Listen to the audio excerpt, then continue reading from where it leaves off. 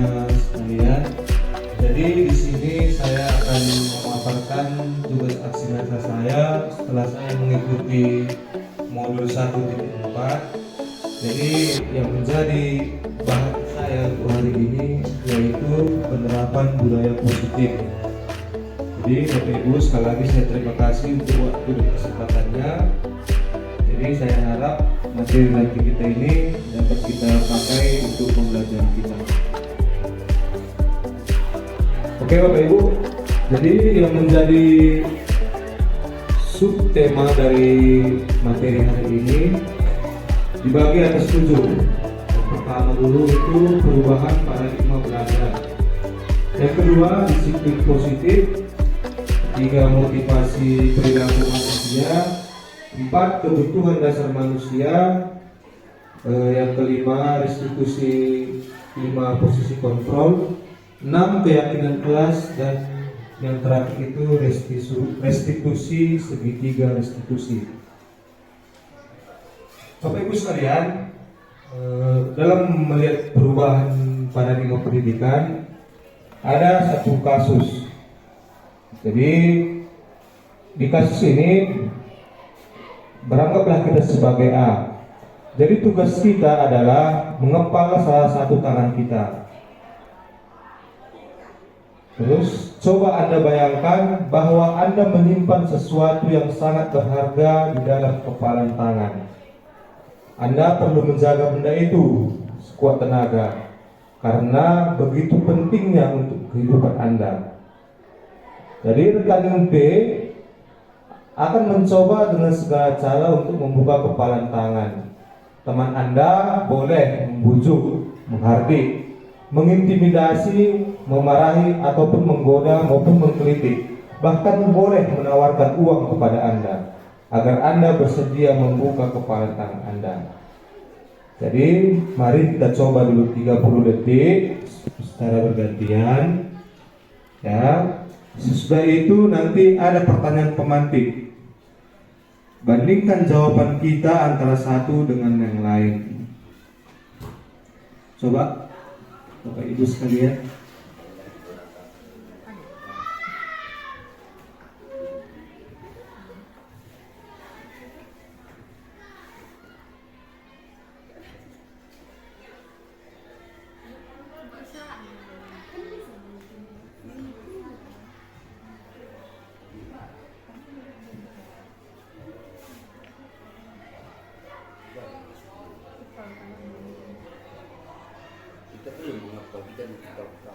Oke Bapak Ibu sudah ya.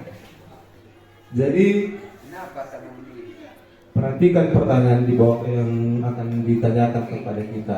Yang pertama itu, apakah Anda sebagai A atau B membuka kepalan tangan Anda? Mengapa? Apa alasan Anda atau B membuka kepalan Anda? Yang kedua, apakah Anda atau B menutup kepalan tangan Anda? Mengapa? Apa alasan Anda atau B tetap menutup kepalan Anda? Jadi, apa alasan kita untuk membuka tangan dan apa alasan kita untuk menutup tangan? Yang ketiga, dalam kegiatan ini sesungguhnya siapa yang memegang kendali atau kontrol dalam membuka atau mengepal tangan? Bapak Ibu sekalian, dari ketiga pertanyaan itu dapat kita simpulkan bahwa sesungguhnya yang menjadi orang yang memegang kontrol dalam hidup kita itu adalah diri kita sendiri, bukan kepala sekolah, bukan juga dinas pendidikan atau yang lain. Ya. Jadi ada miskonsepsi antara makna kontrol itu sendiri. Pertama, ilusi guru mengontrol murid. Pada dasarnya kita tidak bisa memaksa murid untuk berbuat sesuatu jikalau murid tersebut memilih untuk tidak melakukannya.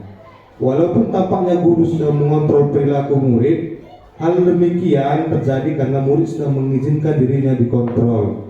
Saat itu bentuk kontrol guru menjadi kebutuhan dasar yang dipilih murid tersebut.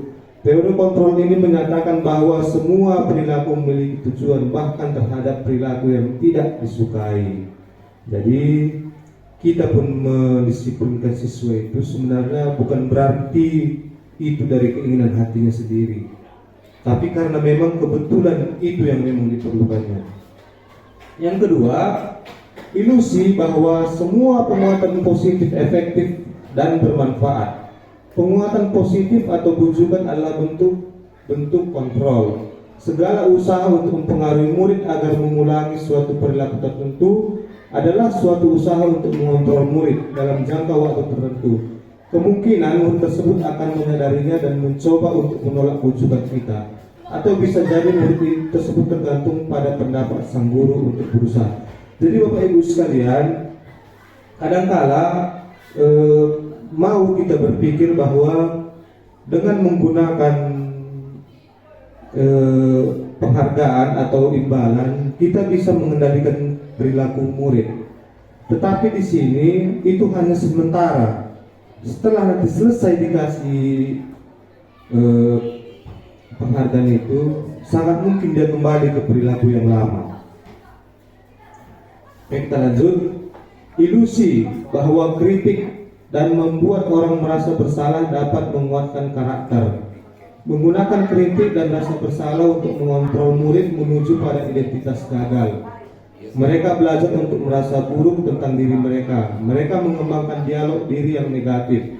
Kadang sulit bagi guru untuk mengidentifikasi bahwa mereka sedang melakukan perilaku itu, karena seringkali guru cukup menggunakan suara halus untuk menyampaikan pesan negatif. Jadi ini Bapak Ibu, sebenarnya mengkritik dengan negatif itu tidak boleh sebenarnya.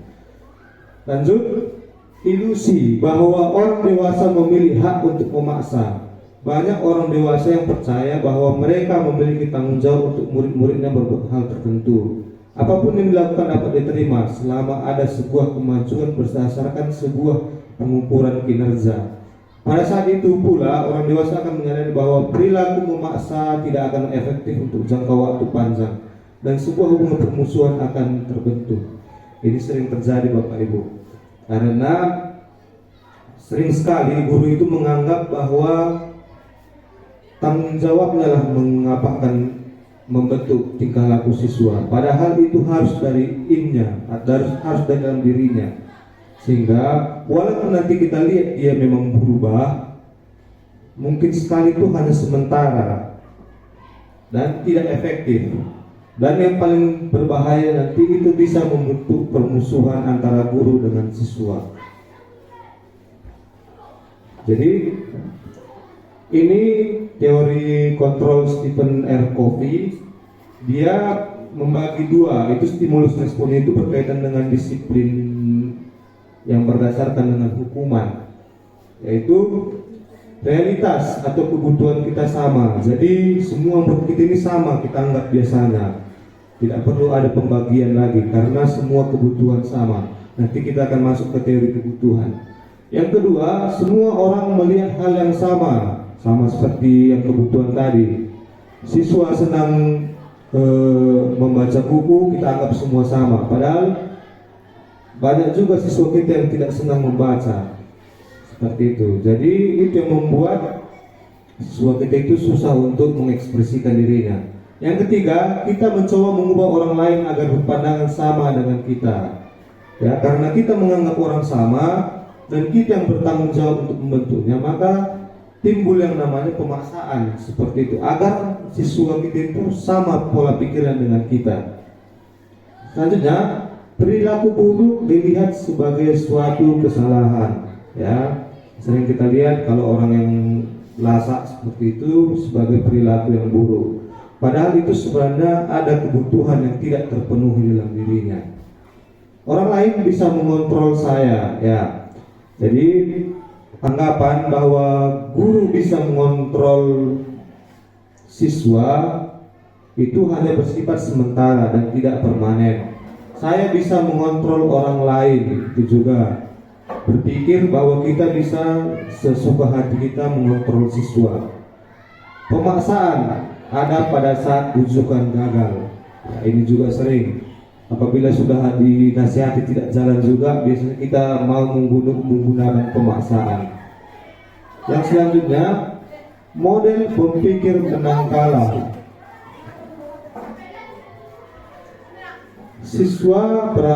Kita berpikir bahwa Kalau kita bisa mengubah perilaku siswa, kita itu menang. Padahal siswa merasa kalah di situ karena tidak terpenuhinya kebutuhannya. Berikutnya itu teori kontrol. Teori kontrol itu berdasarkan pada realitas. Berarti semua peserta didik itu mempunyai kebutuhan masing-masing. Begitu juga yang kedua, setiap orang memiliki gambaran yang berbeda. Berarti pada dasarnya manusia itu tidak ada yang sama. Ketiga, kita berusaha memahami pandangan orang lain tentang dunia. Jadi Bapak Ibu, dunia ini bermacam-macam dan kita tidak boleh memaksakan yang menjadi pandangan kita kepada orang lain. Keempat, semua perilaku memiliki tujuan. Itu juga mencakup dengan perilaku yang negatif. Karena negatif itu memiliki tujuan juga. Hanya Anda dan diri saya yang mengontrol diri saya. Ya, jadi yang bisa mengontrol saya atau siswa itu hanya diri mereka sendiri. Kita ini hanya mengontrol secara luar. Anda tidak bisa mengontrol orang lain, yaitu pengaruh dari luar itu tidak selamanya bisa mengontrol orang lain. Kolaborasi dan konsensus menciptakan pilihan baru. Model berpikir menang-menang. Lanjut. Bapak Ibu sekalian, disiplin positif merupakan penjabaran langsung dari filosofi pendidikan Ki Hajar Dewantara, di mana Bapak Ki Hajar Dewantara menyatakan, di mana ada kemerdekaan, disitulah ada disiplin yang kuat. Sesungguhnya yang disiplin itu bersifat self-disiplin, yaitu kita sendiri yang mewajibkan kita dengan sekeras-kerasnya. Tetapi itu sama saja, sebab jikalau kita tidak cakap melakukan self-disiplin, wajiblah penguasa lain mendisiplinkan diri kita. Dan peraturan demikian itulah harus ada dalam suasana yang merdeka. Jadi Ki Hajar Dewantara itu sudah dari zamannya dulu menganggap bahwa diri kita sendiri yang mendisiplinkan kita. Kalau tidak bisa, maka orang lain yang akan mendisiplinkan kita. Begitu juga dengan Diane yang mengambil kata disiplin dari bahasa Latin, yaitu disiplina, yang artinya belajar. Kata disiplin itu juga memiliki arti kata yang sama dengan disiplin atau murid atau pengikut juga. Untuk seorang murid atau pengikut, seorang harus paham betul alasan mengapa dia mengikuti suatu aliran atau ajaran tersebut, sehingga motivasi terbangun dalam motivasinya. Jadi Bapak Ibu sekalian, dasar murid mengikuti disiplin yang kita buat itu harus dari hatinya sendiri, bukan dari paksaan orang lain, seperti Bapak Ibu. Jadi disiplin bisa positif itu harus dari diri orangnya itu sendiri. Tujuan dari disiplin positif adalah untuk menanamkan motivasi yang ketiga pada murid-murid kita, yaitu untuk menjadi orang yang mereka inginkan dan menghargai diri sendiri dan nilai-nilai yang mereka percaya. Jadi Bapak Ibu sekalian, alasan siswa memiliki disiplin, mengikuti disiplin yang tersebut itu karena untuk diri mereka sendiri, bukan karena terhindar dari hukuman atau penghargaan. Ya, kalau saya tidak mengikuti disiplin itu, maka saya akan menjadi seperti ini. Bukan karena harus ditakut-takuti seperti itu. Lanjut. Ketika murid-murid kita memiliki motivasi tersebut, mereka telah memiliki motivasi intrinsik yang berdampak jangka panjang. Motivasi yang tidak akan terpengaruh oleh adanya hukuman maupun hadiah. Mereka akan berperilaku baik berdasarkan nilai-nilai kebajikan yang mereka miliki sendiri. Jadi tugas kita sebagai guru, kita itu menanamkan nilai-nilai kebajikan sehingga mereka sendiri yang akan mendisiplinkan diri mereka sendiri. Oke, kita lanjut yang berikutnya, teori motivasi perilaku manusia. Sebenarnya banyak motivasi perilaku manusia, tapi hanya 3 saja yang dibahas di sini. Yang pertama itu hukuman, konsekuensi, dan restitusi. Hukuman itu biasanya tidak terencana atau tiba-tiba, atau anak atau murid tidak tahu apa yang terjadi dan tidak dilibatkan. Hukuman biasanya bersifat satu arah dari pihak guru yang memberikan, dan murid hanya menerima suatu hukuman tanpa melalui kesepakatan atau pengarahan dari pihak guru, baik sebelum atau sesudahnya. Hukuman yang diberikan bisa berupa fisik atau psikis. Jadi Bapak Ibu sekalian, kadang-kadang mungkin kita mendapati siswa itu yang nakal, dan langsung kita suruh sana langsung kutip sampah seperti itu. Padahal dari awal kita tidak ada suatu kesepakatan bahwa terlambat itu atau melakukan perilaku yang buruk itu adalah mengutip sampah seperti itu. Itulah yang bisa dikatakan sebagai hukuman. Pemberian suatu perilaku yang tidak menyenangkan tanpa disertai dengan perencanaan atau kesepakatan yang telah dibuat itu merupakan hukuman. Oke, mari kita ke konsekuensi.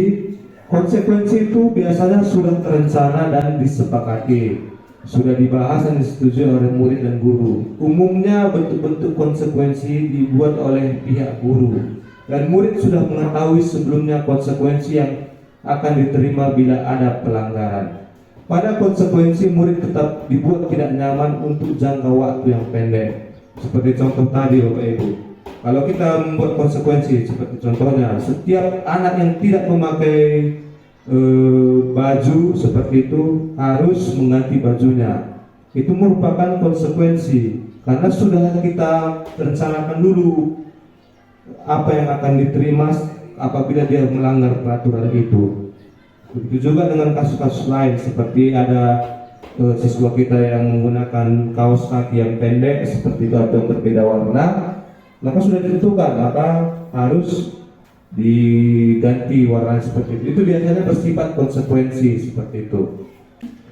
Ini seperti contohnya, misalnya setelah 3 kali tugas yang tidak diselesaikan pada waktu yang diberikan, atau murid melakukan kegiatan di luar kegiatan pembelajaran, misalnya mengobrol, maka murid tersebut akan kehilangan waktu bermain dan harus menyelesaikan tugas karena ketertinggalannya. Itu juga termasuk dalam konsekuensi. Jadi Bapak Ibu sekalian, konsekuensi juga tetap menimbulkan tidak nyamanan karena itu tetap bersifat satu arah. Sikap guru di sini senantiasa memonitor. Jadi kalau kita sebagai melakukan konsekuensi, kita akan mengamati perilaku anak kita itu seperti pengawas, seperti mengawasi perilaku anak kita. Kalau ada yang menyimpang dari tracknya atau relnya, maka tugas kita sebagai guru untuk mengarahkan dia ke jalan itu dengan memberikan dia konsekuensi yang telah disepakati. Oke, kalau setelah itu restitusi adalah proses menciptakan kondisi bagi murid untuk memperbaiki kesalahan mereka, sehingga mereka bisa kembali kepada kelompok mereka dengan karakter yang lebih kuat. Oke, Bapak itu jadi ini yang lebih diutamakan sebenarnya. Restitusi itu tidak menyalahkan murid, tetapi dia memang untuk memperbaiki kesalahannya sehingga mereka bisa lebih kuat. Dari kesalahan itu bisa mereka lebih baik, seperti itu dasarnya restitusi itu. Restitusi juga merupakan kolaboratif yang mengajarkan murid untuk mencari solusi untuk masalah yang mereka lakukan. Jadi restitusi itu kita sebagai guru hanya mengarahkan. Solusi yang akan dibuat itu adalah berasal dari peserta didik. Jadi ada hubungan yang baik antara murid dengan guru dan membantu murid berpikir tentang seperti apa yang mereka inginkan. Ya, jadi kita akan bahas itu seperti apa nanti dan bagaimana mereka harus memperlakukan orang lain. Oke, kita akan membuat pertanyaan sebentar. Jadi di depan ini ada 13 pertanyaan. Hukuman atau konsekuensi.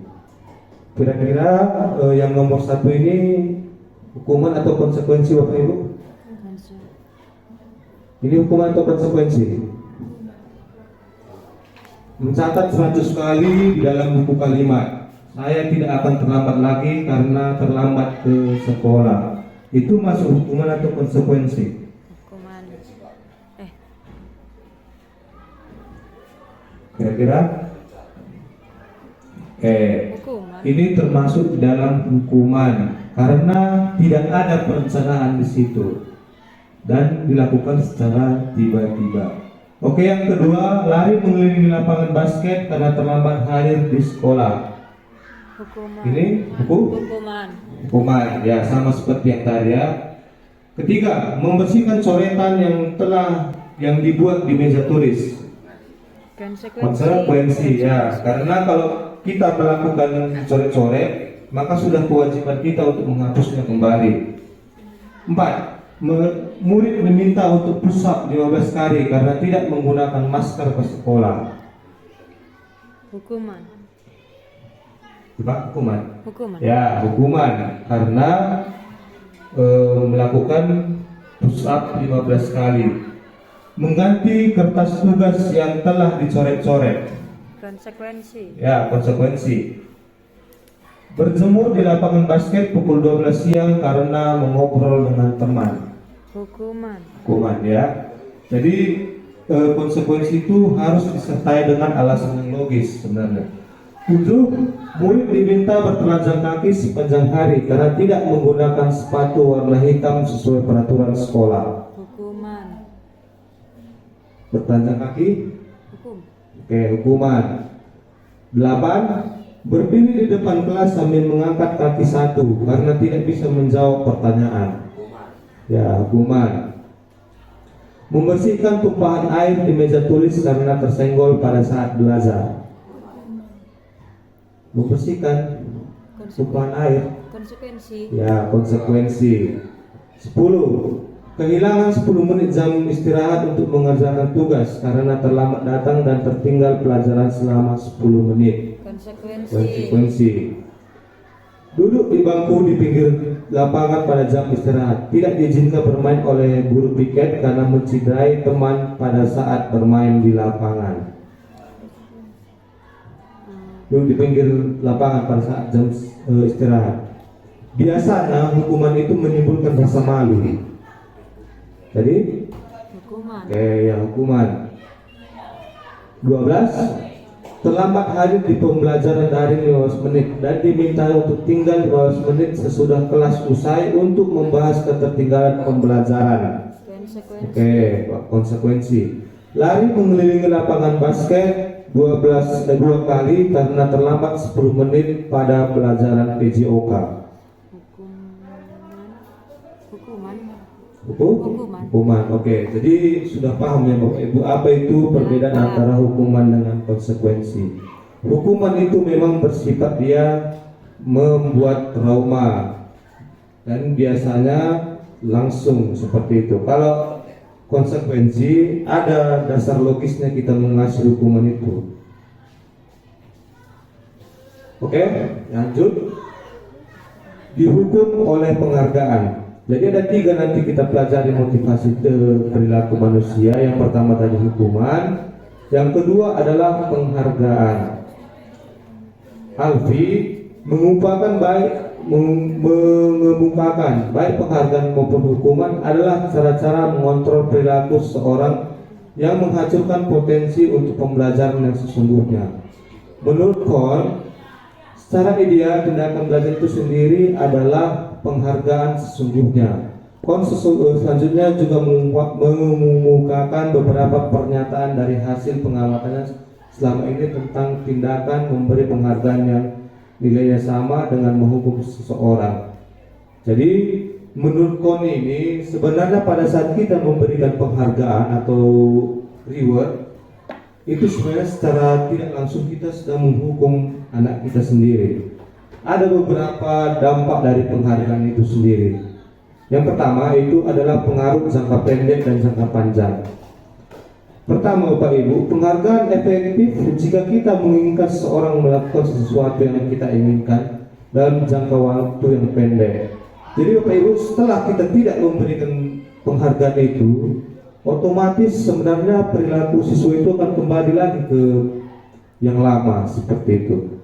Yang kedua, jika kita menggunakan penghargaan lagi dan lagi, maka orang tersebut akan bergantung pada penghargaan yang diberikan serta kehilangan motivasi dari dalam. Ya, banyak siswa kita yang memang ingin belajar karena nilai yang bagus.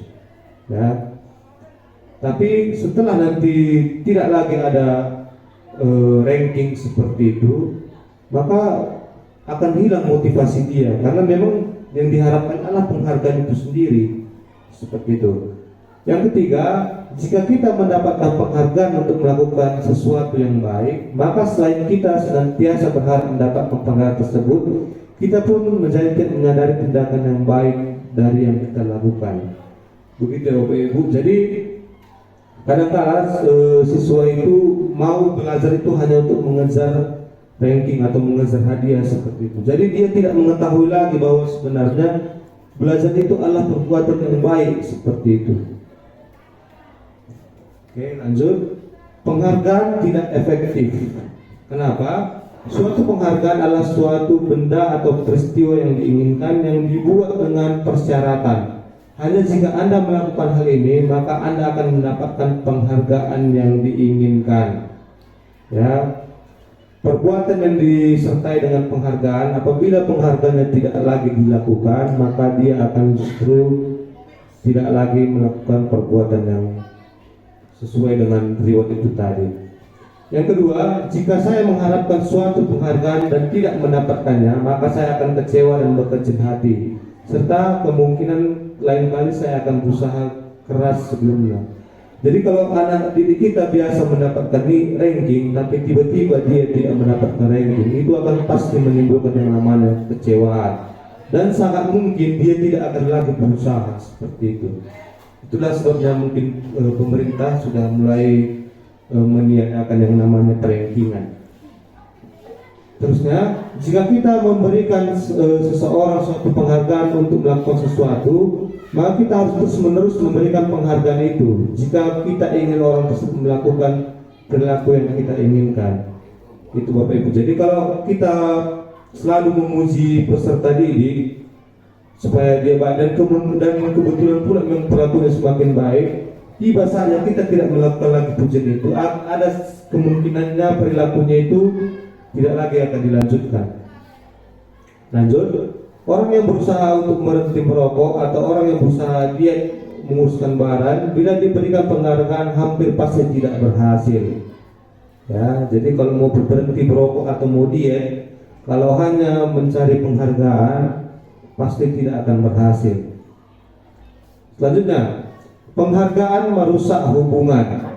Ketika seseorang diberi penghargaan atau dipuji di depan orang banyak, maka orang lain akan merasa iri dan sebagian dari mereka akan tidak menyukai orang yang diberikan penghargaan tersebut. Ya, jadi itulah mungkin dampaknya dari penghargaan itu, adanya keretakan hubungan antara satu komunitasnya itu. Berikutnya, jika seorang guru sering memberikan penghargaan kepada muridnya, besar kemungkinan murid-muridnya termotivasi hanya untuk menyenangkan gurunya. Mereka tidak akan bersikap jujur kepada guru tersebut. Ya, mungkin karena guru ini baik seperti itu, jadi supaya senang guru ini, supaya mau dia nanti terus masuk ke kelasnya, maka dibuatlah sesuatu yang menyenangkan gurunya. Ya, itu tidak menimbulkan kejujuran karena dia tidak bersifat secara dari dalam. Penghargaan menciptakan persaingan di dalam kelas, dan persaingan menciptakan kecemasan. Ya, semakin kita menciptakan persaingan itu, maka niscaya akan ada kecemasan di antara peserta didik.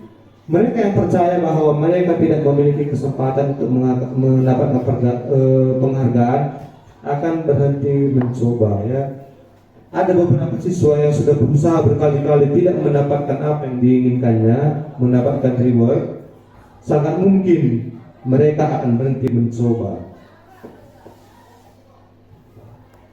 Penghargaan mematikan kreativitas.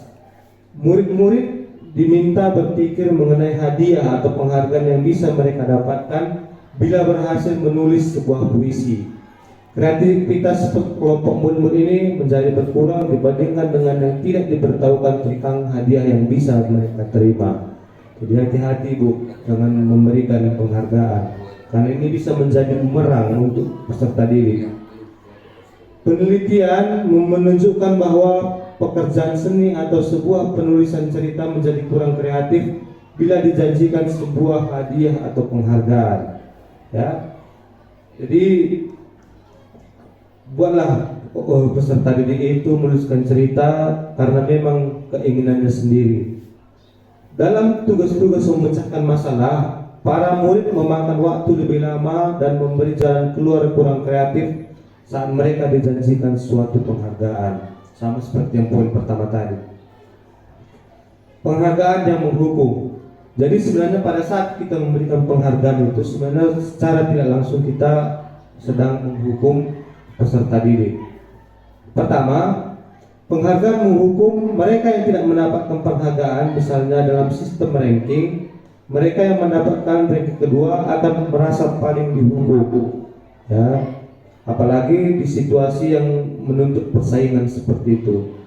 Memberikan penghargaan dan hukuman adalah hal yang sama, karena keduanya mencoba mengendalikan perilaku seseorang.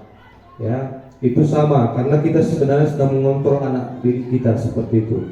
Karena orang pada dasarnya tidak suka dikendalikan dalam jangka waktu lama, penghargaan akan terlihat sebagai hukuman. 4. Jika suatu penghargaan diharapkan namun tidak mendapatkannya, Anda berhenti mencoba. Jadi kalau penghargaan diharapkan namun Anda tidak mendapatkannya, biasanya kita itu mau berhenti mencoba. Kita ke restitusi. Restitusi adalah proses menciptakan kondisi bagi murid untuk memperbaiki kesalahan mereka dan membuat mereka kembali pada kelompok mereka dengan karakter yang lebih kuat. Restitusi juga merupakan proses kolaborasi antara murid untuk mencari solusi dalam masalah dan membantu murid berpikir tentang seperti apa mereka inginkan dan bagaimana mereka harus memperlakukan orang lain. Restitusi juga membantu peserta didik menjadi lebih memiliki tujuan, disiplin, positif, dan memulihkan dirinya setelah berbuat salah. Penekannya bukan pada bagaimana perilaku menyenangkan, namun untuk menghargai nilai-nilai yang telah mereka percayai. Oke, jadi kita masuk ke ciri restitusi. Mengapa restitusi ini paling penting Bapak Ibu? Karena inilah dasarnya kita membuat disiplin yang positif itu. Lingkungan yang positif itu harus didasari dengan restitusi. Kenapa? Karena dasar dari disiplin yang positif itu adalah rasa nyaman. Ya. Jadi kalau murid pun takut-takut datang ke sekolah, itu kita sudah melanggar yang namanya disiplin yang positif. Oke, ciri-ciri restitusi. Restitusi bukan untuk menebus kesalahan, tapi belajar dari kesalahan. Ya, kesalahan itu dibuat sebagai jalan untuk siswa belajar dari kesalahannya. Restitusi memperbaiki hubungan.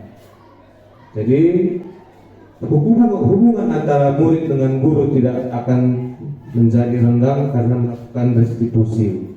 Restitusi itu adalah tawaran, bukan paksaan. Beda dengan hukumannya, tapi dia menawarkan solusi seperti itu.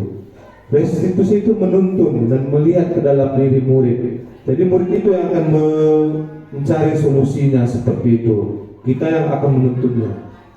Restitusi mencari kebutuhan dasar yang mendasari tindakannya. Setiap manusia itu pasti ada nilai dasar dalam dirinya dan kita yang akan menariknya supaya itu menjadi dasar dari tindakannya.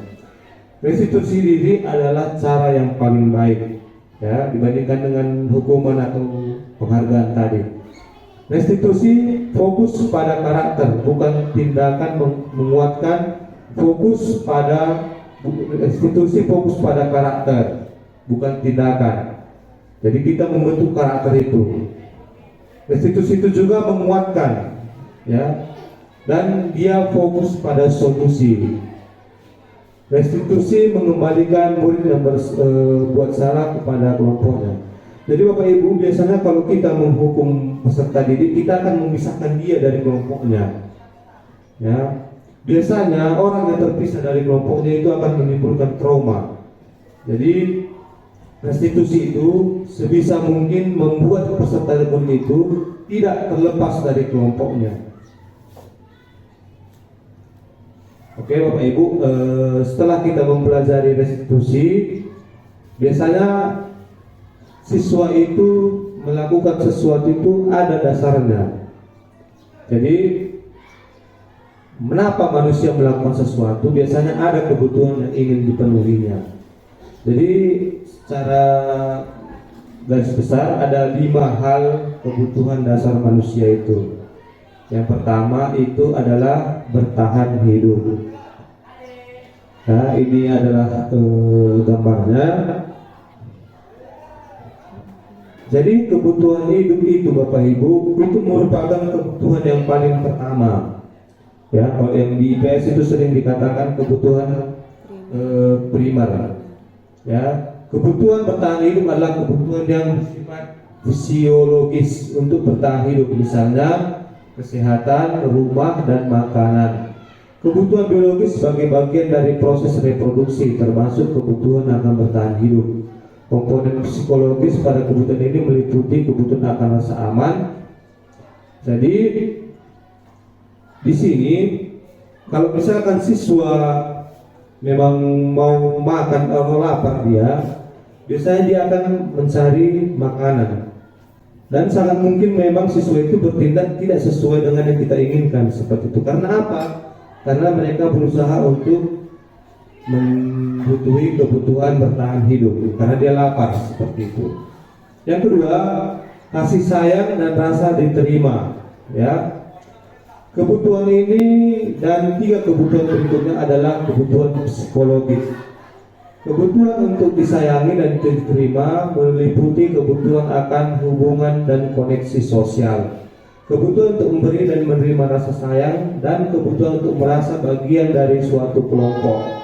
Kebutuhan ini juga meliputi keinginan untuk tetap berhubung dengan orang lain seperti teman, keluarga, pasangan hidup, teman kerja, pihak pemeliharaan, dan kelompok di mana kita tergantung.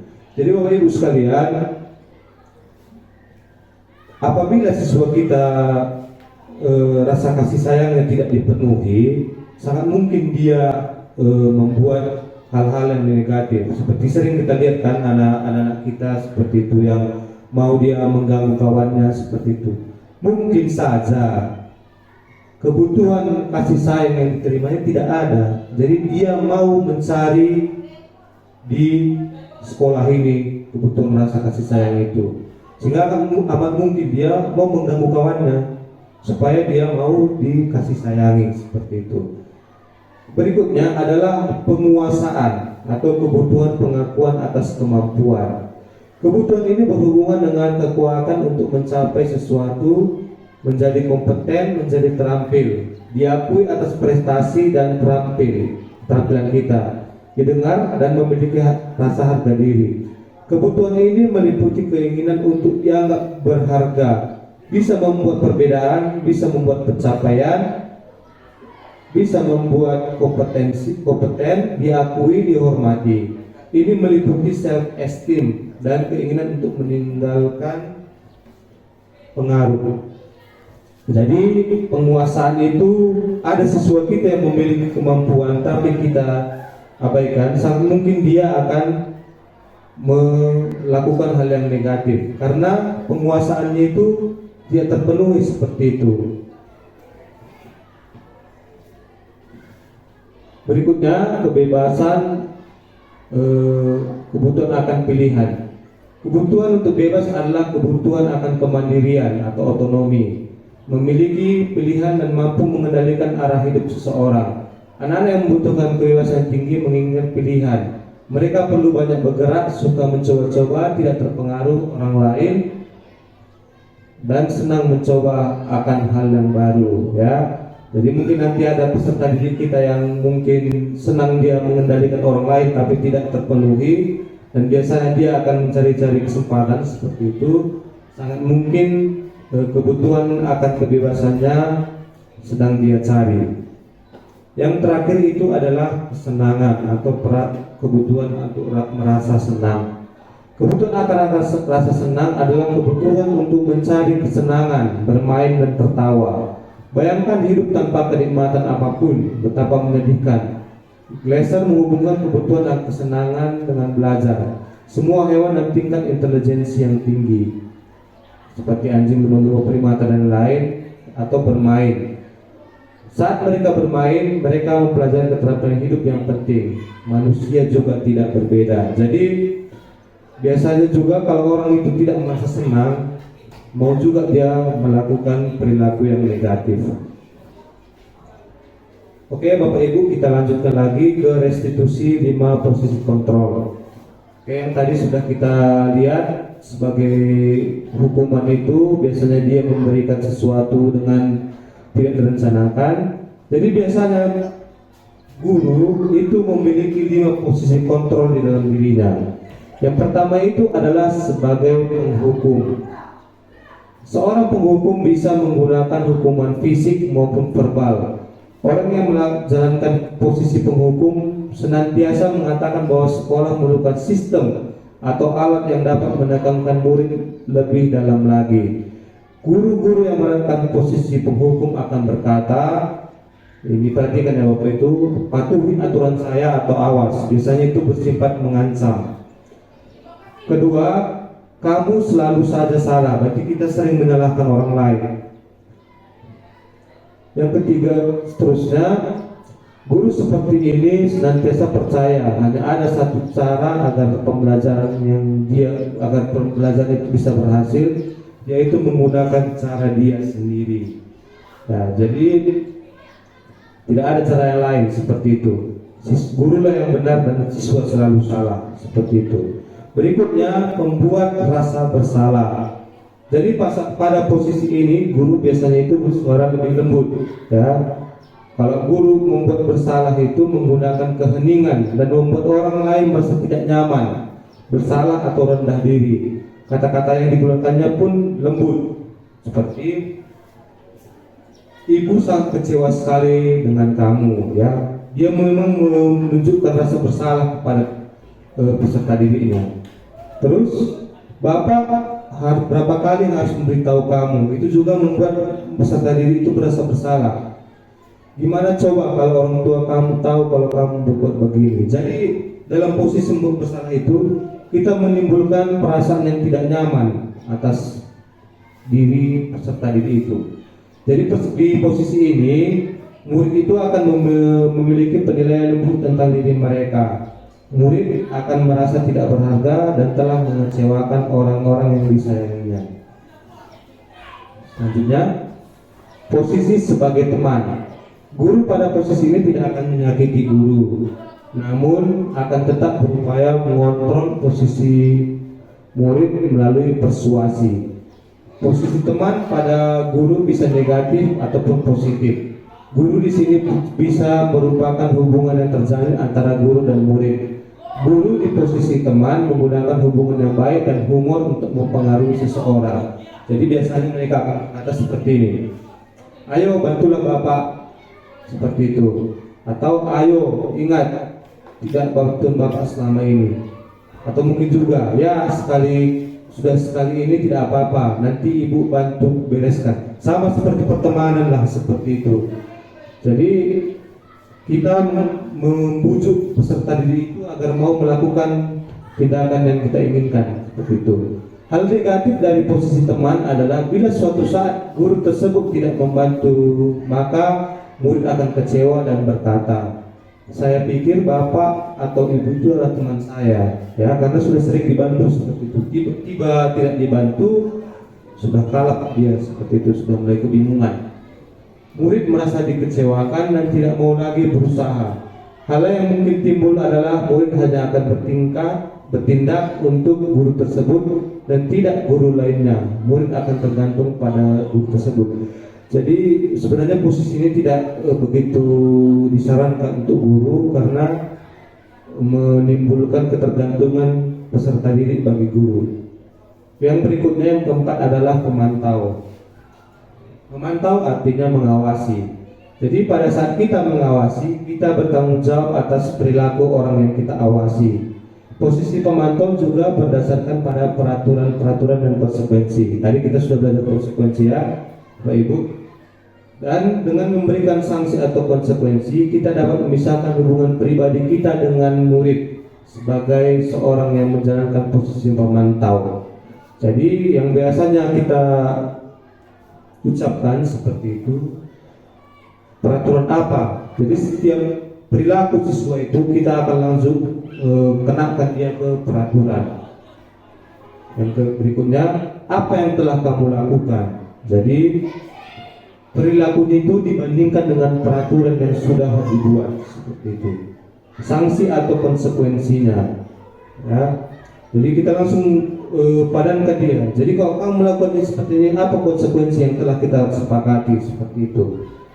Seorang pemantau sangat mengandalkan perhitungan atau catatan, data yang dapat digunakan sebagai bukti atas perilaku seseorang. Posisi ini bisa menggunakan stiker, slip, catatan, daftar cek. Posisi pemantau sendiri berasal dari teori stimulus respon yang bertujuan untuk mengontrol perilaku murid. Oke, itu juga kurang terlalu disarankan. Yang berikutnya adalah posisi manajer. Posisi manajer adalah posisi membuat guru bersama murid, mempersilahkan murid mempertanggungjawabkan perilakunya, mendukung murid agar menemukan solusi atas permasalahan sendiri. Jadi ini adalah posisi manajer. Jadi dia ada hubungan kedekatan dan dia juga berusaha agar murid itu bisa mempertanggungjawabkan perilakunya. Seorang manajer telah memiliki keterampilan di posisi teman maupun pemantau, dan dengan demikian bisa jadi di waktu tertentu kedua posisi tersebut dapat diperlukan. Ya, jadi manajer itu pintar dan melakukan persuasi atau bujukan. Bila dilihat, dia juga dapat mengarahkan perilaku anaknya dengan itu tadi peraturan yang telah dibuat seperti itu. Namun bila kita menginginkan murid kita menjadi murid mereka, maka posisi manajer inilah yang paling efektif. Dan biasanya manajer itu mencakup pada metode restitusi yang telah kita bahas barusan. Jadi manajer, murid itu diajak untuk menganalisis kebutuhannya maupun kebutuhan orang lain. Jadi di sini bukan pada kemampuan membuat konsekuensi, tetapi berkolaborasi untuk memecahkan kesalahan yang ada. Oke Bapak Ibu, kita perhatikan video sini. Ini akan membedakan bagaimana 5 posisi kontrol tersebut.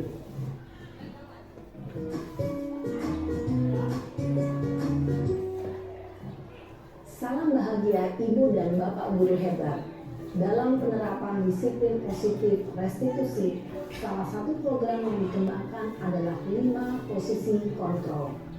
5 posisi kontrol dalam restitusi adalah proses perjalanan seorang pendidik agar dapat mengenali dirinya. Pada video kali ini, kita akan membahas tentang 5 posisi kontrol yang dikembangkan oleh Diane Dawson dan contoh penerapannya.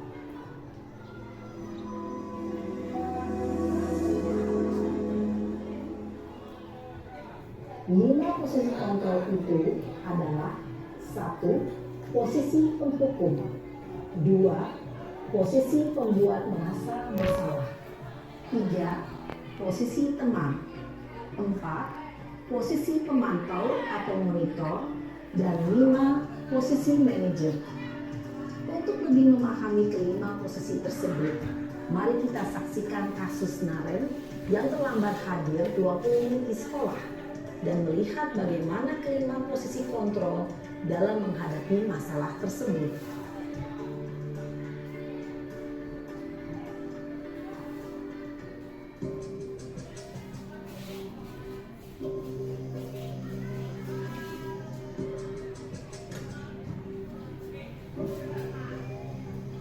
Naren, sini kamu. Selamat pagi Bu. Selalu terlambat. Kamu Maaf Bu, saya Apa? Apa coba? Alasan kamu apa lagi? Kapan sih kamu tidak terlambat? Malas sekali ya kamu jadi anak. saya Dasar pemalas. Gak kapok-kapok sih kamu. Sudah berapa kali terlambat?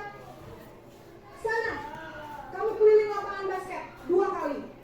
kenapa saya harus keliling lapangan basket Bu? Kenapa? Kamu melawan ibu. Berani-beraninya jawab. Sudah terlambat, masih berani jawab pula. Sekarang, keliling lapangan basket 5 kali sekalian. Biar kapok. Cepat. Pergi sana ke lapangan basket. Posisi penghukum biasanya berbicara dengan nada tinggi, menghardik, menunjuk-nunjuk, menyakiti, dan menyindir. Hukuman bisa berupa fisik maupun psikis. Ibu dan bapak guru hebat. Dampak yang terjadi pada murid ketika guru berada pada posisi penghukum adalah murid cenderung akan memberontak, bahkan menyimpan dendam.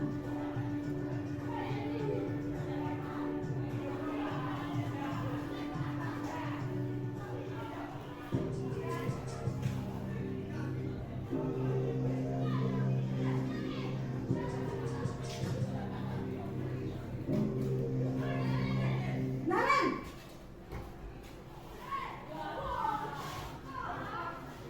Selamat pagi Bu. Naren. Kamu kenapa terlambat lagi, nak? Ya Tuhan, Naren. Kamu senang ya bikin ibu susah ya? Kalau kamu terlambat lagi, nanti ibu yang ditegur bapak kepala sekolah, nak. Disangka ibu tidak bisa membina kamu. Duh, gimana ini? Maaf Bu, Duh, Gusti Naren. Kamu suka ya kalau ibu ditegur bapak kepala sekolah? Terus, sekarang ibu harus tulis apa yang di buku absen? Ini kamu sudah sering terlambat loh. Ibu harus apa coba? maaf Bu, maaf sekali. Ya sudah, lain kali jangan bikin ibu susah lagi ya nak ya. Ibu tidak akan kuat lagi kalau kamu begini terus. Bisa jantungan kalau ibu ditegur bapak kepala sekolah. Sana cepat kelas. Maaf ya Bu, maaf sekali. Posisi pembuat rasa bersalah berbicara dengan nada tenang, cenderung lembut. Namun kata-kata yang diutarakan membuat murid merasa menjadi orang yang gagal, memandang buruk dirinya sendiri, merasa tidak berharga, dan tidak sanggup membahagiakan orang lain. Ketika guru memanggil posisi pembuat rasa bersalah, murid akan menganggap dirinya yang bersalah dan ia akan menyimpan emosi negatif tersebut di dalam dirinya.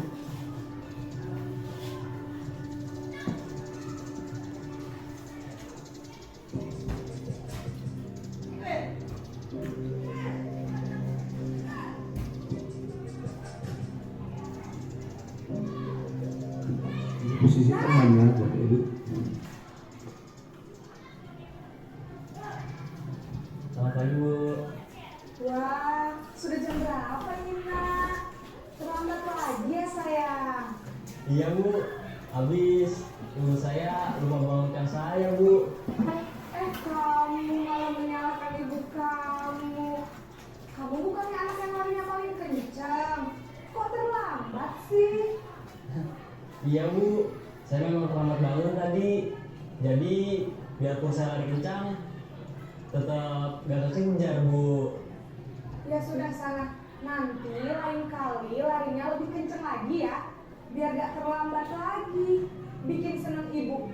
Demi ibu. Bisa kan? Bisa lah Bu.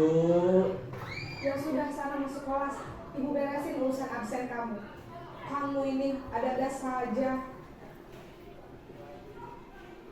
Dalam posisi teman, guru berbicara dengan nada suara ramah, akrab, cenderung bersenda gurau untuk menjaga suasana tetap santai. Murid akan merasa senang, aman, dan akrab dengan guru. Identitas yang tercipta adalah identitas sukses atau berhasil.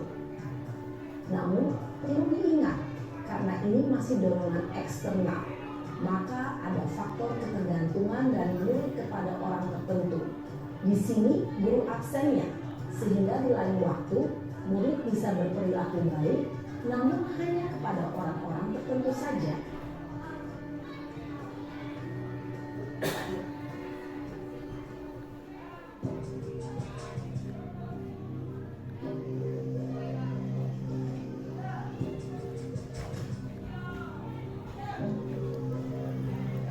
Naren,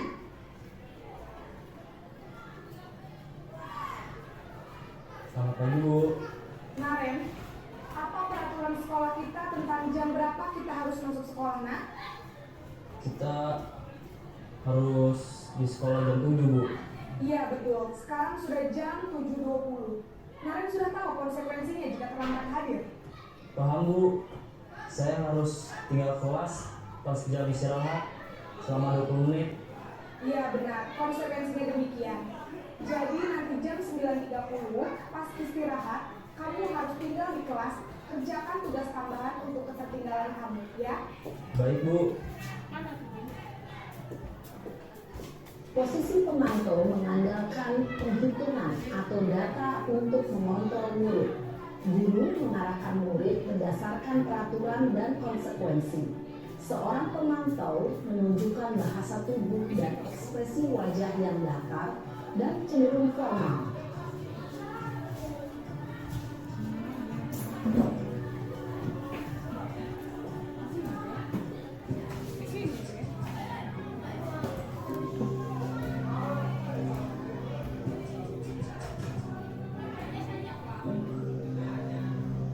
Naren,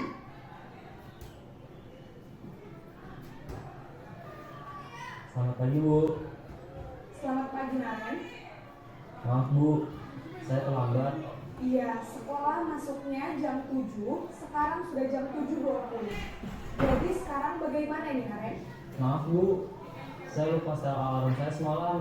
Baiklah, menurut kamu, keyakinan sekolah yang mana yang perlu kamu tingkatkan? Menghargai diri sendiri dan orang lain mungkin ya Bu. Setuju. Jadi, apakah Naren meyakini prinsip saling menghormati tersebut? Iya Bu, saya meyakininya. Apakah Naren bersedia memperbaiki masalah keterlambatan ini? Bersedia Bu. Bagaimana kamu akan perbaiki masalah keterlambatan ini? Saya akan coba untuk tidak lupa menyetel alarm saya Bu. Baik, kalau Naren lupa menyetel alarm di rumah, ada orang yang kira-kira bisa bantu mengingatkan tidak? Ada Bu, kakak saya, Kak Emma. Ada lagi selain Kak Emma? Selain Kak Emma, ada ibu saya. Baik, jadi yang mengingatkan Naren adalah Kak Emma dan ibu kamu ya? Kira-kira akan mulai start alarm kapan nih Naren? Setelah pulang sekolah, akan segera saya lakukan. Baik, jadi Naren akan setel alarm untuk bangun besok pagi dan akan diingatkan oleh kakak dan ibunda Naren ya. Ada lagi yang mungkin perlu dilakukan Naren agar tidak terlambat bangun lagi. Tidak ada Bu. Baik Naren, terima kasih untuk kerjasama kamu. Sekarang kamu perlu kembali ke kelas untuk belajar. Baik Bu, terima kasih. Posisi manajer adalah posisi kontrol yang disarankan untuk membimbing murid memiliki sikap disiplin yang positif, yaitu murid yang mandiri, bertanggung jawab, dan dapat memecahkan masalah. Tujuan dari posisi ini adalah agar murid dapat berefleksi atas tindakannya. Guru akan dengan tulus memberikan pertanyaan-pertanyaan bermakna, sehingga membuat murid dapat belajar dari kesalahannya dan mencari sebuah solusi untuk menyelesaikannya. Ibu dan bapak guru hebat, setelah mengamati adegan kelima posisi kontrol tadi, kira-kira posisi mana yang paling ideal? Posisi mana yang dapat menunjang motivasi intrinsik murid? Ya, tentu posisi manajer. Posisi ini memang posisi ideal yang ingin dituju setiap pendidik. Pada posisi inilah, guru dapat menerapkan disiplin positif yang berpihak pada murid, yang memerdekakan murid. Perjalanan seorang pendidik tentunya tidak mudah untuk sampai pada posisi seorang manajer. Namun, tujuan kita pasti, yaitu menciptakan murid-murid yang mandiri, merdeka, dan bertanggung jawab. Semoga penggambaran 5 posisi kontrol yang telah diperlihatkan ini dapat menjadi ajang refleksi bagi kita semua, agar dapat terus mengasah dan menerapkan disiplin positif yang memerdekakan murid. Mari terus berlatih dan bersemangat. Selamat menerapkan. Salam dan bahagia Ibu dan Bapak Guru hebat. Oke Bapak Ibu, ini tadi barusan video penerapan dari 5 posisi kontrol.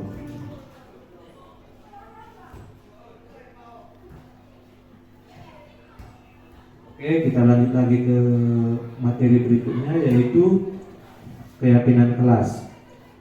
Keyakinan kelas atau sering disingkat itu ikhlas merupakan metode untuk menimbulkan kembali disiplin positif yang didasari oleh motivasi dari dalam diri. Implementasi keyakinan kelas dilatar belakangi bahwa ditemukannya beberapa murid yang masih diingatkan untuk melakukan tindakan kebaikan atau kedisiplinan. Jadi dasar dari pembentukan keyakinan kelas itu biasanya keyakinan kelas itu bersifat lebih abstrak seperti itu, ya, daripada peraturan yang lebih rinci dan konkret. Berikutnya, keyakinan kelas merupakan pernyataan yang universal. Pernyataan keyakinan kelas senantiasa dibuat dalam bentuk yang positif. Keyakinan kelas sebenarnya tidak terlalu banyak sehingga mudah diingat dan dipahami oleh semua warga kelas. Jadi Bapak Ibu, semakin banyak peraturan itu sebenarnya semakin menyusahkan karena semakin banyak yang harus kita patuhi. Berikutnya, keyakinan kelas sebaiknya sesuatu yang dapat diterapkan di lingkungan tersebut, ya. Jadi jangan kita membuat keyakinan kelas itu sesuatu yang sangat susah dilakukan. Berikutnya, semua warga kelas hendaknya ikut berkontribusi dalam pembuatan keyakinan kelas lewat kegiatan curah pendapat. Berbeda dengan peraturan ya Bapak Ibu, biasanya keyakinan kelas itu ada kolaborasi antara guru dan peserta didik. Selanjutnya, bersedia meninjau kembali keyakinan kelas itu dari waktu ke waktu. Ya, kadang-kala keyakinan kelas kita itu tidak lagi sesuai. Jadi kita harus bisa merefleksikannya dan perbaikinya, seperti itu. Ada beberapa tahap dalam membentuk keyakinan kelas. Ini biasanya pertama, warga sekolah atau murid-murid mencurahkan pendapat tentang peraturan yang perlu disepakati di sekolah. Ya.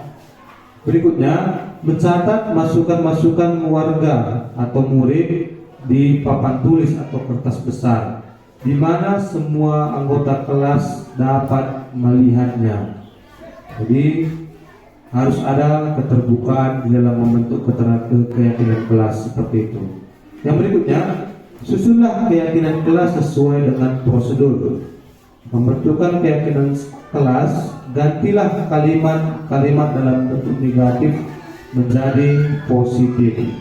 Seperti kalau kita menggunakan kata jangan, maka kita nantinya menjadi kata berjalan kalau kita menggunakan kata jangan berlari di kelas, kita dapat menggunakan berjalan di kelas atau koridor.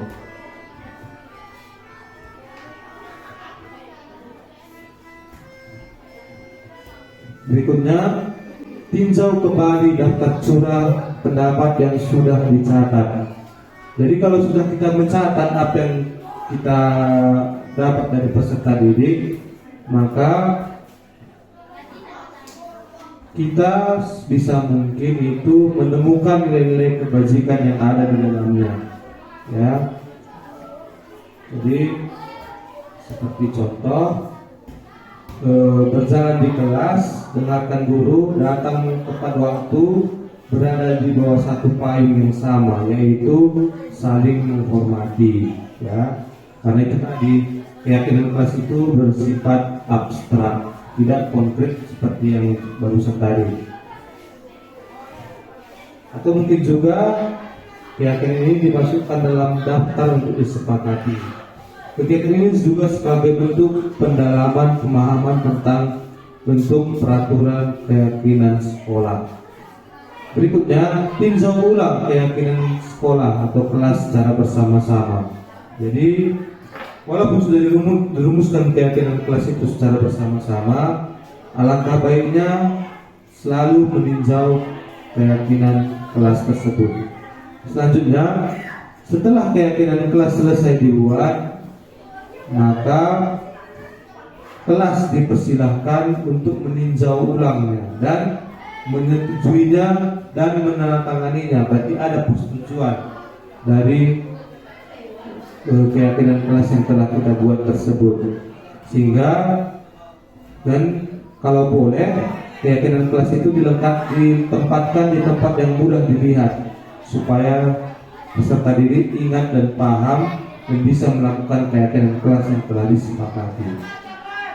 Oke, contoh keyakinan kelas kalau kita lihat seperti ini. Setiap anggota kelas perlu belajar. Itu setiap anggota perlu merasa senang. Setiap anggota kelas perlu melakukan tugas. Seperti setiap anggota kelas perlu saling menghargai. Setiap anggota kelas perlu merasa aman. Ya, itu contoh dari keyakinan kelas. Berikutnya, selalu bersikap positif, senantiasa menghargai diri sendiri, percaya dan menghormati orang lain, berkomitmen terhadap setiap tugas dan senantiasa membantu.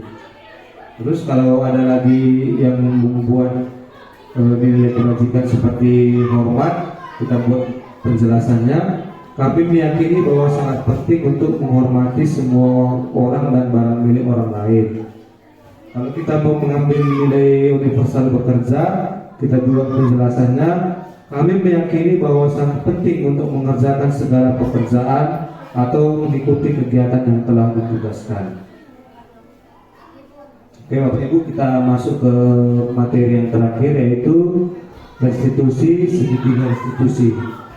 Bapak Ibu sekalian, kita sudah belajar restitusi itu adalah mengarahkan murid untuk bisa mencari solusi atas permasalahan sendiri.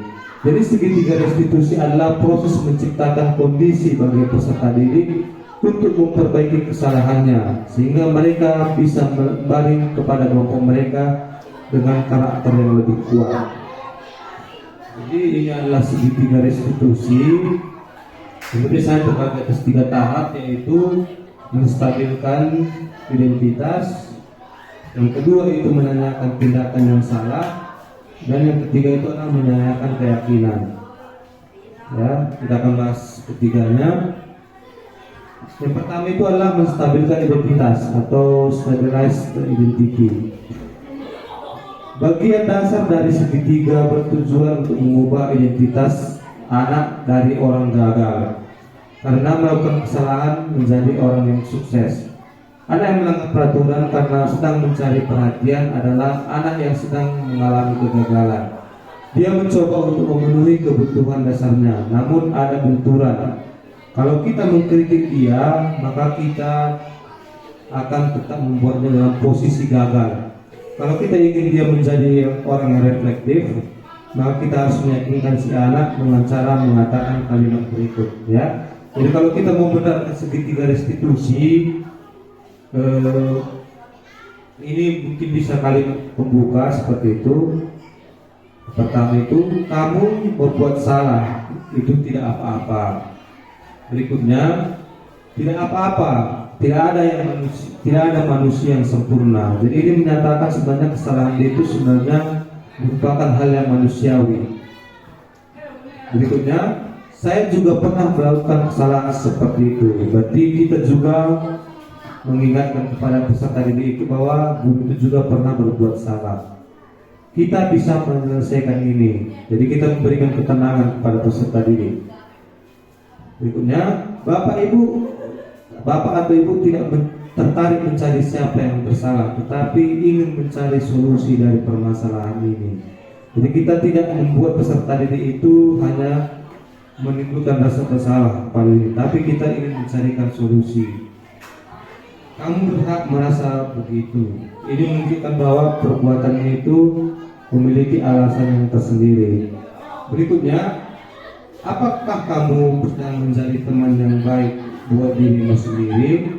Jadi mungkin sekali perbuatannya itu menunjukkan dia itu ingin membuat yang terbaik untuk dirinya sendiri. Yang kedua adalah validasi tindakan yang salah. Jadi setiap tindakan yang kita lakukan itu ada tujuannya, yaitu memenuhi kebutuhan dasar. Kalau kita memahami kebutuhan dasar yang seperti yang sudah dijelaskan tadi, maka kita akan menentukan teori kontrol mana yang paling tepat untuk mengatasinya. Seorang guru yang memahami teori kontrol pasti akan mengubah pandangannya dari stimulus respon menuju ke restitusi. Jadi ada beberapa kalimat yang bisa dilakukan untuk menunjukkan validasi tindakan yang salah. Yang pertama itu bisa kita pakai kalimat,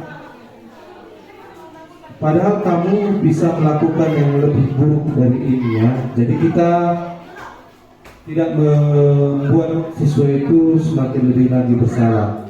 Berikutnya, kamu pasti memiliki alasan melakukan ini. Ya, setiap orang pasti memiliki alasan untuk tingkah lakunya, tidak terkecuali dengan perilaku yang negatif. Berikutnya, kamu patut bangga pada dirimu sendiri karena kamu telah melindungi sesuatu yang penting bagimu. Itu juga berhubungan dengan kebutuhan. Berikutnya, kamu boleh mempertahankan sikap itu, tapi kamu harus menambahkan sikap yang baru. Jadi kita membuatkan peserta didik itu dengan memberikan sikap yang baru. Oke, berikutnya menanyakan keyakinan. Teori kontrol ini menyatakan bahwa pada dasarnya ia termotivasi secara internal. Ketika identitas sukses telah tercapai, itu yang langkah pertama tadi, dan hal itu telah divalidasi yang langkah kedua, maka anak-anak itu siap dihubungkan dengan nilai yang dia percaya dan berpindah menjadi orang yang dia inginkan.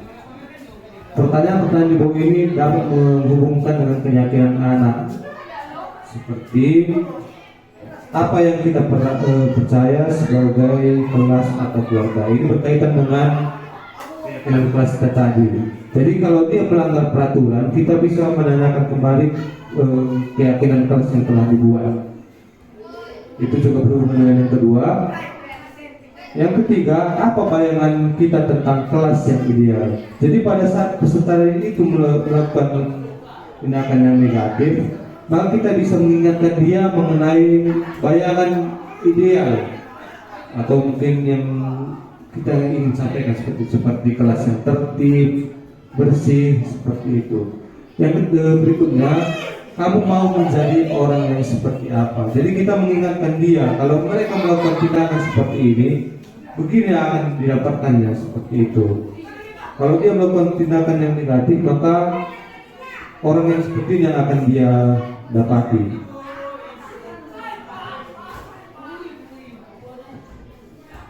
Oke, jadi kita akan masuk ke contoh dari segitiga restitusi.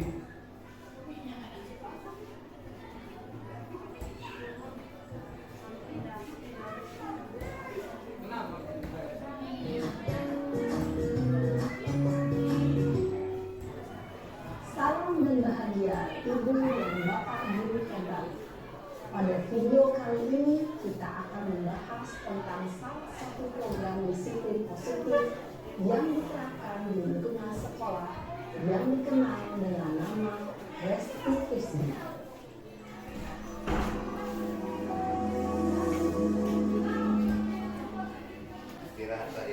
Restitusi dikembangkan oleh pakar pendidikan dan dosen berlandaskan pada teori kontrol William James.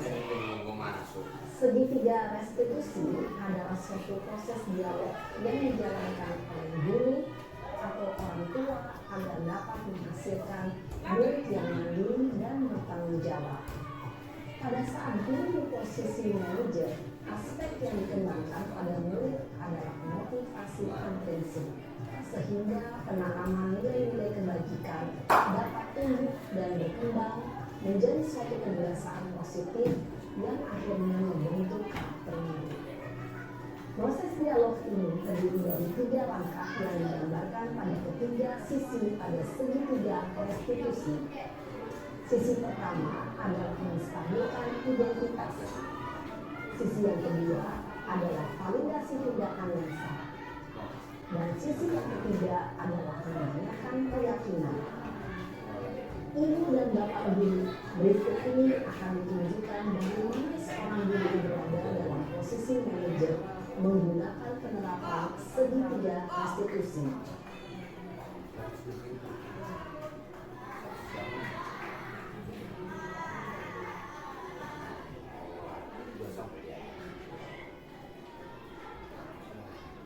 Ini cara.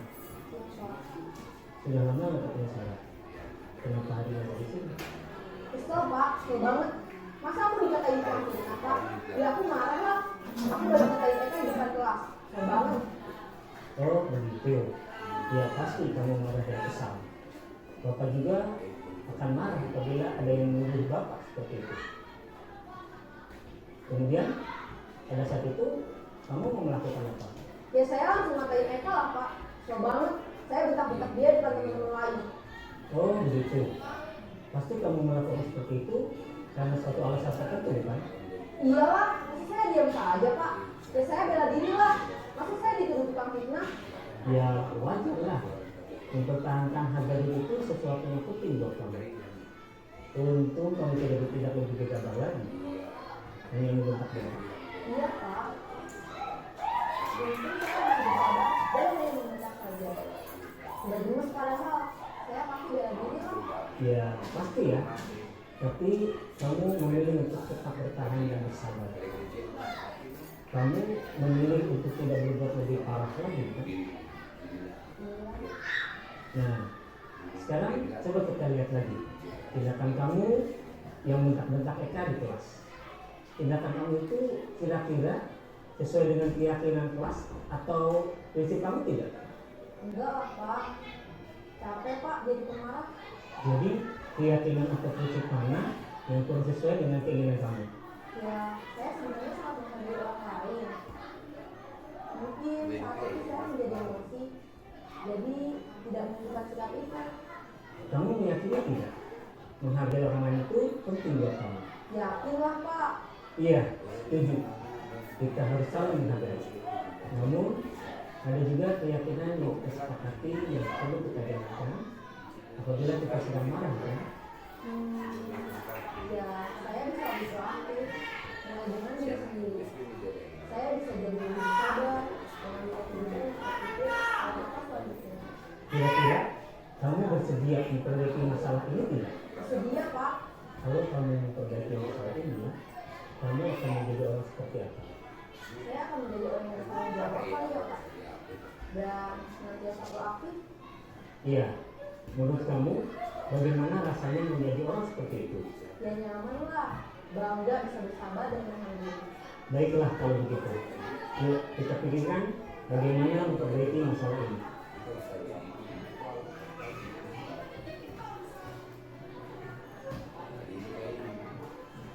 Ibu dan bapak guru hebat. Baru saja kita menyaksikan contoh bagaimana seorang guru berada dalam posisi manajer menggunakan penerapan segitiga restitusi. Mari kita bahas satu persatu. Pada sisi pertama, menstabilkan identitas berdasarkan pada prinsip bahwa membuat kesalahan adalah bagian dari proses pembelajaran.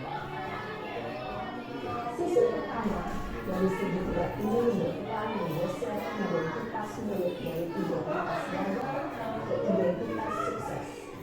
Murid yang sedang bertingkah laku yang tidak pantas atau menarik diri saat itu sedang mengalami identitas gagal. Bila kita mengikutinya, maka posisinya tidak akan berubah. Kita bisa mengajukan pernyataan ini. 1. Membuat kesalahan sesuatu yang wajar. 2. Manusia tidak ada yang sempurna. 3. Kita bisa memperbaiki masalah ini. 4. Saya tidak menanyakan kesalahan itu. Saya lebih fokus bagaimana memperbaiki masalah ini. 5. Apakah saat ini kamu pernah menjadi orang yang baik untuk dirimu sendiri? Pada sisi kedua, validasi tindakan yang salah berlandaskan pada prinsip bahwa setiap perilaku berupaya memenuhi suatu kebutuhan tertentu. Guru yang telah memahami teori kontrol akan bergeser dari pemikiran stimulus respon menjadi proaktif dan mencoba untuk mengenali tujuan dari perilaku murid, mengenali dan mengakui kebutuhan murid ini dapat memperbaiki hubungan dengan murid tersebut. Pernyataan atau pertanyaan bisa disampaikan dengan nada suara tidak menghakimi atau mengajukan, sehingga dapat memberikan murid pada posisi positif. 1. Kamu bisa saja bertindak lebih gegabah lagi dari ini. 2. Kamu bukan melakukannya tanpa suatu alasan tertentu. 3. Kamu melakukannya karena mempertahankan sesuatu yang penting bagimu. 4. Mungkin kamu bisa mempelajari suatu perilaku baru yang lebih efektif. Bersediakah kamu mempelajarinya? Selanjutnya, kita akan simak sisi terakhir, yaitu menanyakan keyakinan. Teori kontrol menyatakan bahwa pada dasarnya kita termotivasi secara intrinsik. Pada saat perilaku yang salah telah divalidasi dan identitas sukses telah stabil, maka murid telah siap menaikkan keyakinan-keyakinannya dengan tindakannya yang salah dan pemikirannya telah bergeser ingin menjadi orang yang dituju. Pertanyaan-pertanyaan ini dapat menaikkan keyakinan-keyakinan yang dianut murid. 1. Sebagai keluarga atau kelas, apa yang kita yakini? 2. Nilai-nilai apa yang telah kita sepakati? 3. Seperti apa gambaran sebuah kelas yang ideal bagi kamu? 4. Kamu ingin menjadi orang seperti apa?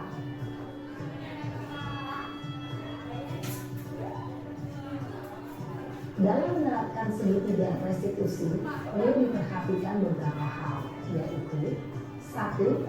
Perilaku yang salah perlu dikaitkan dengan nilai-nilai atau keyakinan-keyakinan yang telah disepakati atau dituju.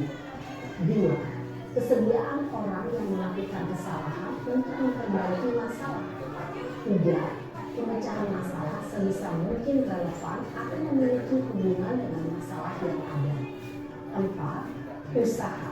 Perlu adanya suatu usaha perbaikan dari pihak yang berbuat kesalahan. 5. Waktu. Perlu didedikasikan waktu dari pihak yang berbuat kesalahan. Tanyakan kapan akan mulai diberlakukan usaha untuk memperbaiki masalah. Dengan memahami struktur penerapan segitiga restitusi, diharapkan guru dapat menerapkan posisinya sebagai manajer dengan mengajukan pertanyaan-pertanyaan bermakna yang dapat membuat murid menjadi lebih percaya diri, bertanggung jawab, dan mandiri. Nah, Ibu Bapak Guru perlu tidaknya mengikuti ketiga tahapan dalam segitiga restitusi bergantung pada ringan beratnya suatu permasalahan. Misalnya, bila permasalahan tersebut ringan, maka tidak perlu dijalankan secara berurutan. Bahkan bisa semudah menanyakan apa keyakinan yang kita sepakati. Dengan menjalankan segitiga restitusi, dengan mengajukan pertanyaan-pertanyaan bermakna, diharapkan murid menjadi lebih kuat secara pribadi, dapat membuka wawasan murid agar dapat menyelesaikan permasalahannya sendiri, semakin percaya diri, mandiri, dan merdeka. Salam dan bahagia, Ibu Bapak Guru hebat.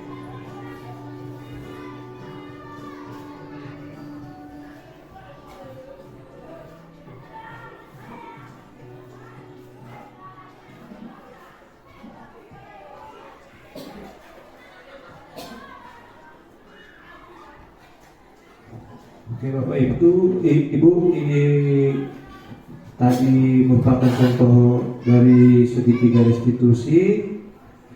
Jadi semoga kita nanti bisa menerapkan hal tersebut di dalam kelas kita masing-masing.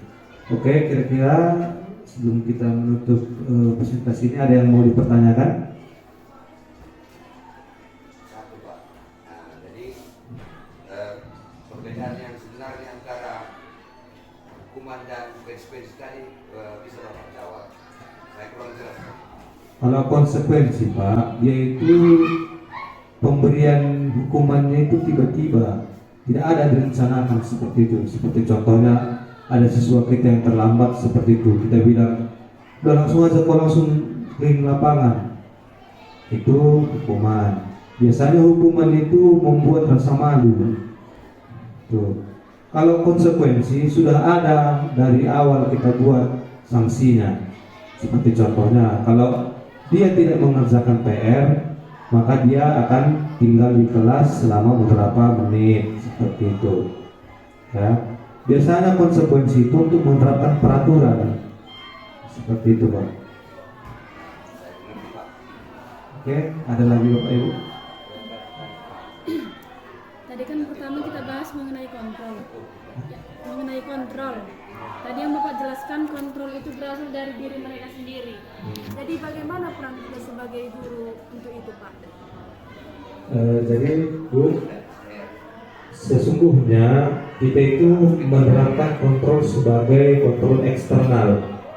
Kita membuat peserta didik itu bisa mengendalikan dirinya sendiri tanpa ada paksaan atau pengaruh dari orang lain. Seperti itu Bu. Jadi kalau apapun yang kita lakukan itu sebisa mungkin buatlah itu sebagai motivasi intrinsik dari peserta didik itu, sehingga ada atau tidak ada pun kita, mereka tetap berperilaku baik, seperti itu. Itulah nanti dinamakan nanti penanaman nilai kebajikan di dalam diri peserta didik. Bagaimana? Kira ada lagi Bapak Ibu?